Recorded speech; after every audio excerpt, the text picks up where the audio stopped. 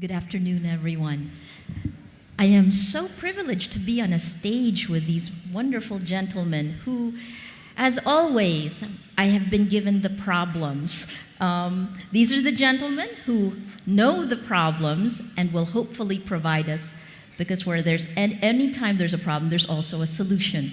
So we have strict orders to be out by 12:20 because the president will be coming in, so we make time for the panel. So I'm going to quickly go through each one of the gentlemen. Let's start with Avelino Zapanta, who's the president and CEO of Southeast Airlines, to talk about airports, the infrastructure of airports. As former Finance Secretary Del Campos said, this is it, guys, infrastructure, infrastructure, infrastructure. We'll start with airports.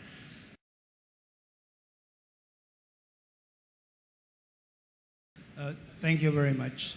As far as airports are concerned, I think everybody's very much aware of the issues there. They are high profile.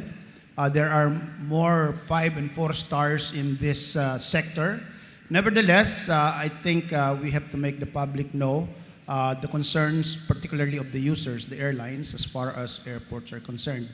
The two major ones are airport related. These are, of course, the downgrading category 2. It's like a communicable disease that started with the US and spread to Europe, and now also South Korea and Japan, which happens to be the major sources of our tourist traffic. So we simply ask the government that they should resolve that. We keep on hearing of mid-year this year. Some are saying before the end of the year. I think we should achieve that at the shortest possible time. The other one that we came across, because it is highly airport related, just yesterday, is the supposed suspension of the ATM CNS project. That's the air traffic management, communication, navigation, and surveillance. It's supposed to be ongoing. Now I understand that it's suspended. It's being studied, reevaluated. But I think that is something that is very important for the air transport industry, particularly to the users, which are the airlines. Now, on the airport itself, we already know the government has already promulgated a policy of using Clark as our major international gateway, and we all agree as far as that is concerned. But there are certain details that will have to be attended to. One, there is a need for terminals to be built. We need, of course, an international terminal, and we need a low-cost carrier terminal. The one that is in existence will have to be expanded for the Legacy Airlines operation. There is a need to build that third runway that the Clark International Airport Corporation has been talking about, because while we have two very good runways in existence in Clark, they used to accommodate fighter jets with very short wingspans. They don't work very well for our wide-body commercial aircraft. Otherwise, we just might have wingtip collisions there. So the third runway on the other side of the aerodrome will have to be seriously pursued if we are to expect wide-body aircraft of commercial airlines operating in Clark. The second item that I push for is the expansion of NAIA, not for international but for domestic travel. We have to have clear signals here, because we hear the government talking about selling NAIA to raise funds in order to finance the expansion of Clark. But both domestic and international traffic will be expanding in the in the short term, starting to this year, and within the next 3 years, there will be robust, dramatic growth of traffic, both international and domestic. Therefore, there is a need to expand not only Clark for international gateway, but also NAIA for domestic gateway. The government, as a matter of fact, the incongruence is there, because they're talking of selling NAIA, and at the same time, they're talking of renovating NAIA 1, which is happening already today, which is a good one. But more than that, we have to take advantage of the fact that Nayong Filipino is back to NAIA because that's the possible expansion area for Terminal 2. And finally, the demolition of that cargo terminal right in the middle of the tarmac in order for Terminal 1 and Terminal 2 to be linked in order to facilitate transfers of passengers between the two terminals. Terminal 3 will also have to be made operational, fully operational, and there is a need to retain Terminal 4 for the turboprop operation of the smaller airlines. So all four terminals might serve the domestic expansion of traffic. But more equally important is what we have already suggested, which is the need for the authorities, particularly CAAP, to develop at least 10 more trunk stations in the domestic with complete night landing facilities and navigational aids, because the lack of it is creating this congestion in Manila. At 5:30, virtually all aircraft from the provinces are taking off and they converge in Manila almost at the same time, creating a tremendous traffic of aircraft in the airspace of Metro Manila. And of course, it is very dangerous for everyone. And it's delaying, of course, scheduled flights. So if we open up at least 10 more airports in the provincial stations, then conceivably the airlines might be able to schedule their flights more distributed in the 24-hour day rather than concentrating on the peak hour of 6 to 6 daytime period.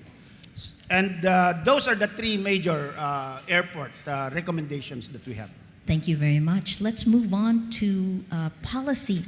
Meneleo Carlos is the chairman of, co-chairman of the NDCC Working Group on Infrastructure. Thank you, Maria. Well, just one quick doable with regard to airlines before we get on to another topic are the taxes that are being imposed on foreign airlines, and one reason why they have decided to quit if it's not resolved. Fortunately, the Secretary of Finance has agreed that the common carriers tax can be relieved, and then provided there are commensurate measures to provide him the funds.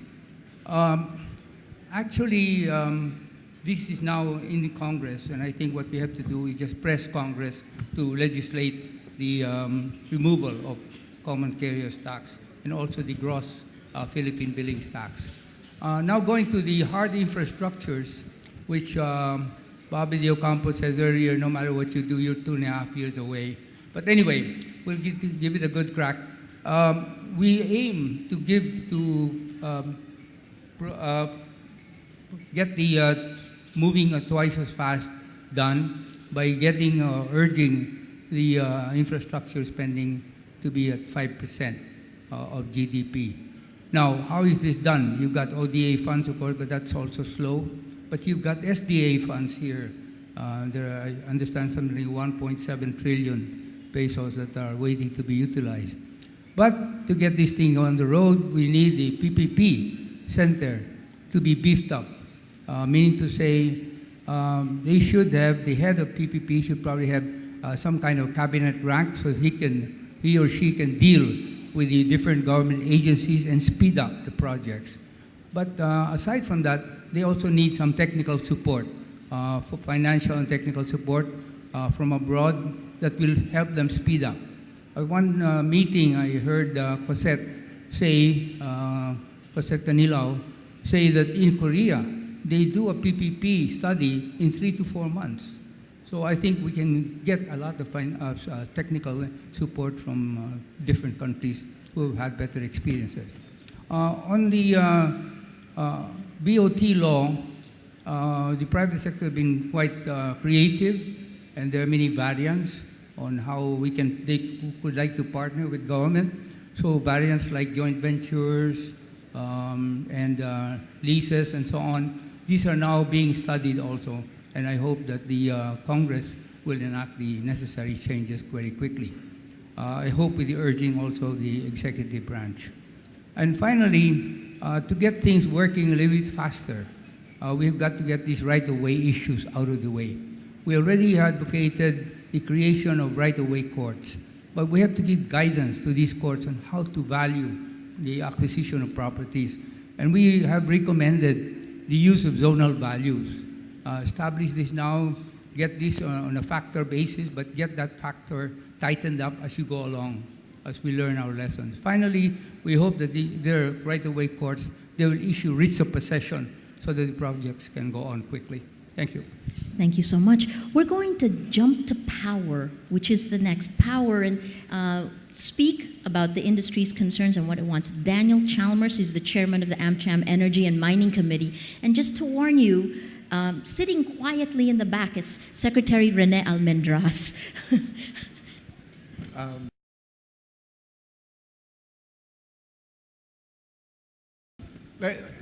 First of all, I only have one item on my wish list. That's open access.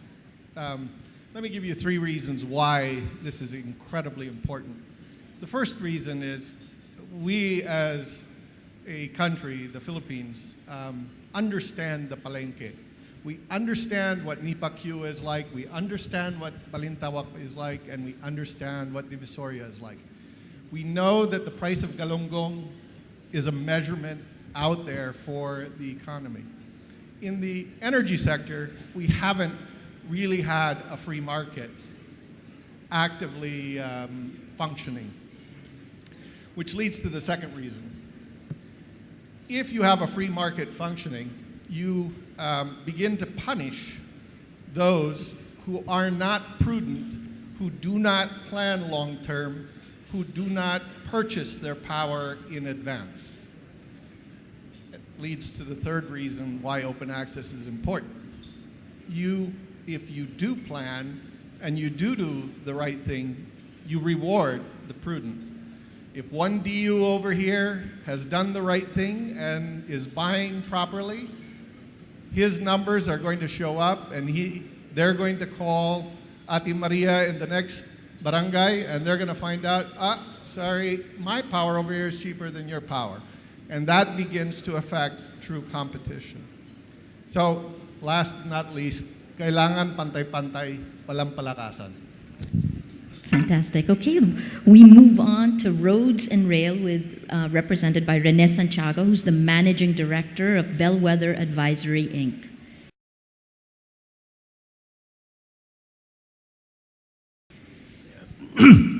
I read the conference papers, and it reminded me of a work I did 8 years ago, which can be summed up in one sentence. The Philippines is almost always on the starting line, but you can't see them on the finish line. So my advice on how to get to the finish line, or the Philippines at least getting there, or being seen in the finish line, first, get off the treadmill. You can run faster by moving on solid ground. You can get lots of exercise on the treadmill, but it will get you nowhere. Second, all the projects that you can do today have been identified, studied, and discussed for the last 20 to 15 years. All you need to do is look at the ripe ones, implement the low-lying ones. The worst thing that could happen to you is a heartburn. For example, the fast train from Manila to Clark has been identified 15 years ago. But thanks to a beautiful contract and arrangement, for the last 8 years, out of 90 kilometers, it was able to build 1.9 kilometers and spend already 50% of the original budget on a 10% accomplishment.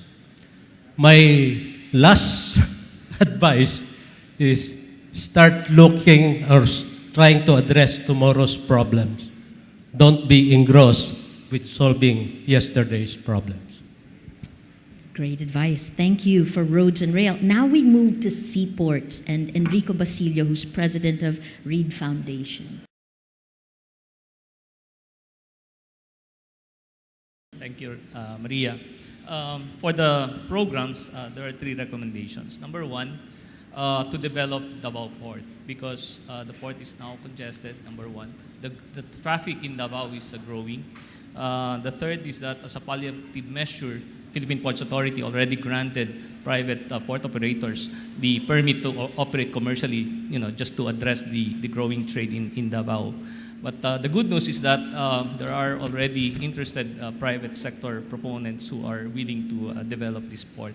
Now, given the traffic situation in the city, I think the new port that will be developed will have to be outside of the city. Now, the second recommendation, and this will be stated in a negative manner, we do not recommend further expansion or development at the Port of Manila because Metro Manila is very congested. The reason why we developed Subic and Batangas, as already mentioned by my friend Michael, is that we want to decongest Metro Manila. We invested 100 billion, more than 100 billion pesos worth of infrastructure in the form of NLEX, SLEX, SCTEX, now TPLEX, Star 1, Star 2, just to make sure that the containers will reach these 2 ports. No? So what is needed is a deliberate policy that will shift in a very dramatic way cargoes from Manila to these 2 ports, either Batangas or Subic, and let the market sort it out in terms of competition. Now, the good news is that because of the efforts of NCC, EDC, PCCI, Joint Foreign Chamber, and the Asian Terminals Inc. in collaboration with the PPA, last January 2, MCC already started calling on a weekly basis since January 2. On a weekly basis from Singapore to Batangas to Manila all the way to Kaohsiung and Hong Kong. Now, the third recommendation has to do with the upgrading and improvement of other major ports, especially Cebu, ensuring that the necessary facilities and other infrastructures are there, let's say, cruise ship facilities in support of tourism. So those are the 3 recommendations on the program side. On the policy side, this is the soft infra.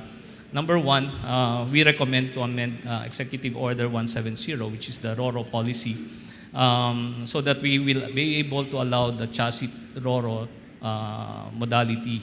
This is in keeping with and supportive of the agenda of the President to the ASEAN, which is the establishment of an ASEAN roll-on roll-off shipping network to increase and enhance connectivity within the region.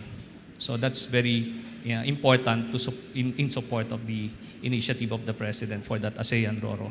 The second has to do with the separation of the regulatory and the developmental function, the commercial function of the Philippine Ports Authority so that we can take away the conflict of interest. And finally, an executive order that will rescind Letter of Instruction 1005-A, which allows the Philippine Ports Authority to share 10 to 20% from cargo handling revenues. So this makes them a beneficiary of their own regulation.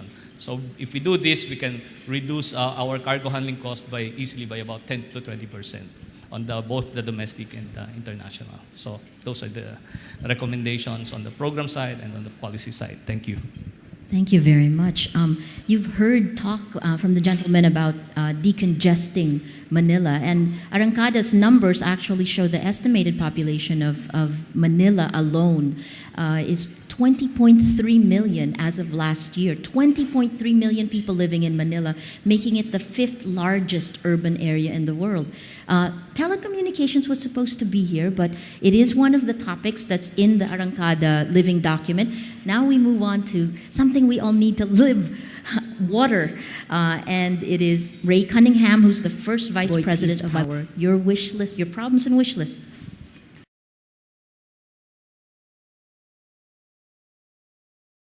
Thank you very much. I'm here for the water sector today, not power. And for more than a decade, the Joint Foreign Chambers have advocated a regulatory policy for water similar to the Electric Power Industry Reform Act.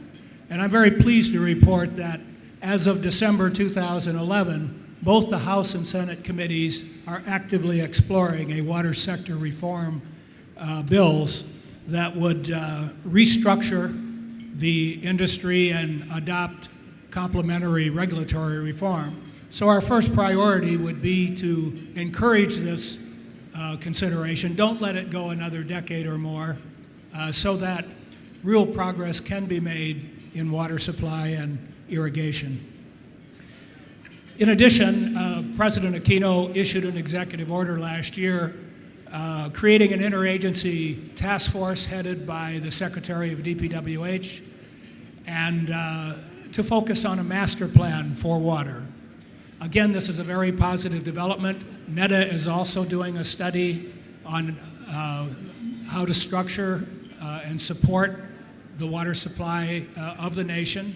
And in addition, the World Bank is conducting a study right now for the Metropolitan Water Works and Sewage System, which is due out in February, evaluating various sources of water. All of this is very good, and so our second recommendation would be to adopt a master plan and make priorities among various sources of water. The last thing I'm going to recommend today is that we have to recognize that most of the off-takers of water, with the exception of concessionaires such as Manila Water Company and Manila Water Services, which are private companies, regulated private companies, most of them are governmental agencies. So if projects are going to be financed, if equity is going to be provided, and debt, money will be loaned from banks and institutional lenders, there's going to have to be some assurance that payments will be made. And most of these governmental entities do not have credit-worthy balance sheets. So therefore, I believe some sort of performance undertaking by the government of the Philippines, take-or-pay contracts, are absolutely essential to make things happen. One final comment, and that is a lot of the focus right now is on smaller incremental type water supply, say 300 or 400 million liters a day, rather than a major project such as the infamous Liban Dam project, which would provide nearly 2,000 million liters per day. That's all well and good, but these smaller projects have the potential to be very costly per cubic meter of water.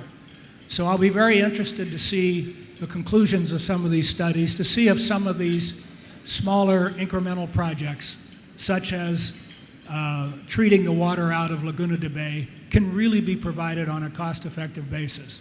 So our third recommendation is complete those studies, make your choices, and let's get water to Metro Manila and other major metropolitan areas of the Philippines. Thank you. Thank you so much. Gentlemen, we have about 5 minutes left. Can I just quickly ask you just one question? You have 1 minute each, so we'll go 1 minute over time. And the question is this: if you can see one problem solved this year, what would you want that problem to be? What solution do you want? Can we start with, who would like to start first? And then just pass it. One minute each, please. Daniel Chalmers. Okay, I'll go ahead. Secretary Almendras has gone on record that open access will occur this year in September, I think it is. So we're looking forward to that. Daniel? And my wish would be that the Congress pass the Water Regulatory Reform Act that we've been waiting for so many years. Trade is driving connectivity in the ASEAN. So the President is right in pushing for this ASEAN RoRo network. And so to make it happen, the amendment of the executive order allowing Charo to be part of the RoRo service is very important. Please. The most urgent problem in rail is actually MRT3. You have 120% load factor, so it's creaking under heavy load. But so that's the first thing that should have been done. It could have been tendered last November, but unfortunately, up to now, there is no schedule. But the solution is right there facing them. The Metro Pacific proposal is there. It's the most comprehensive. All they have to do is match it. But no one would like to take the cudgel forward.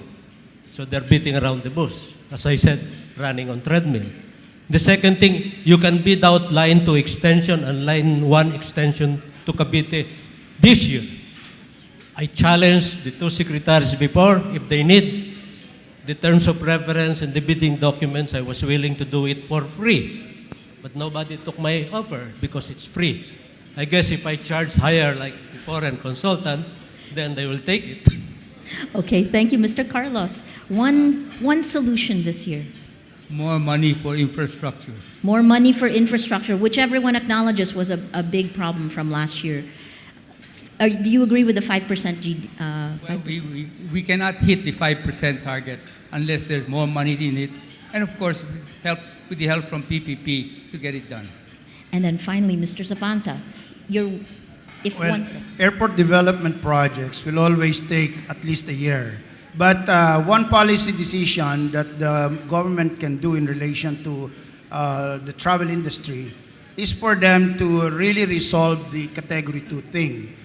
If they cannot get the upgrading to Category 1 within the year, the government should do something to change the minds of Korea and Japan, because our airlines are not being given the entitlement that their traffic rights entitlements, simply because they are invoking the safety concerns raised by the US FAA.